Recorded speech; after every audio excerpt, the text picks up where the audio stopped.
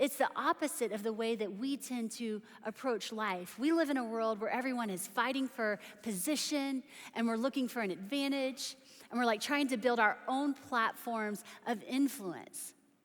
But man, Jesus took the opposite approach to life. So many of us hate that feeling of like being under authority, right? Like the word obey has become a bit of like a cuss word in this generation. When our kids were little, they attended this parent participation school.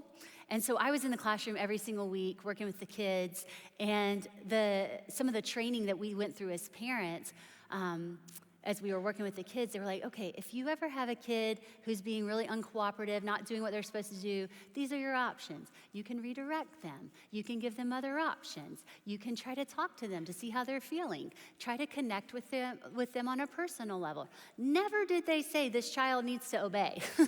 Like that is not a priority. And it's just so interesting how we have gotten to a point where we feel like requiring obedience is like controlling or stifling. But how about this? The King of all kings submitted to authority. How about this? Jesus Christ obeyed his Father. He humbled himself. Why? Why would he choose to do this? Because he trusted his Father. Because he was secure in his love. It says that he was in very nature God. He didn't have to earn that, but he also didn't feel the need to prove it to everyone else. He didn't walk around Nazareth with a chip on his shoulder, trying to make sure everyone else thought he was as important as he actually was. He was secure in the Father's love. He knew who he was, and he trusted that God had a bigger purpose in mind. That this reason for him to step out of heaven and into this very humble circumstance, there was a greater good that was being accomplished through this. He trusted the purpose of his Father. There's that phrase in there that says that he took the very nature of a servant. Maybe even a better translation for that word servant would be the word slave.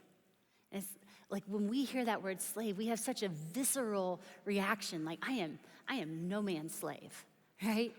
Like the other day, a couple weeks ago, Karis and I were in the kitchen together, and she was helping me with some stuff, or she wasn't really helping me, she was just in the kitchen. And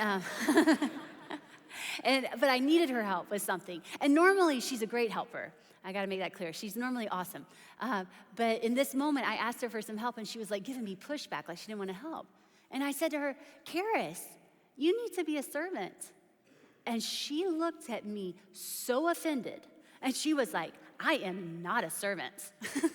And isn't that how we think? Like we're like, oh no, I'm gonna work really hard so I can pay someone else to serve me. Somebody else can clean my house. Somebody else can mow my fake grass. Like I am not a servant.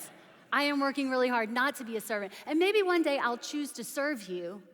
But the minute you start seeing me as a servant, that's a completely different identity. I don't want to identify like that.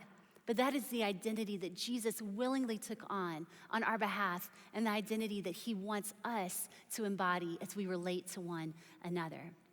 I wonder how much energy are we wasting just like grasping at prestige and success and position and other people's approval and attaboys, when Jesus did it a whole different way. He humbled himself. He made himself nothing. He trusted the love of the Father's greater purpose. The question I want us to ask ourselves is, what rights do I need to lay aside for God's greater purpose? There's a purpose that God is working in your life. And maybe for you, it's gonna feel like a setback. And you're so scared to come with open hands before God because you're so used to grasping at more and more power, more and more authority, more and more prestige. And God's saying, hey, will you let it go? And will you trust me with it?